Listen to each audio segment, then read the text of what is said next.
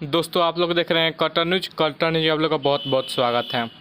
दोस्तों खेसारी लाल यादव का कल गाना आया था मानस रिकॉर्ड्स भोजपुरी से, बहुत ही सुपरहिट था देवी सॉन्ग। उसके बाद मैं बता दूं कि खेसारी लाल यादव का एक और देवी गीत आ रहा है वेस्ट भोजपुरी से, जिस गाने का नाम है झूलेली मैरिया, जो कि बहुत तगड़े लेवल से वीडियो को शूट किया गया है। ख़ास बात यह है तो इसमें प्रिया सुहानी वीडियो में नज़र आने वाली है।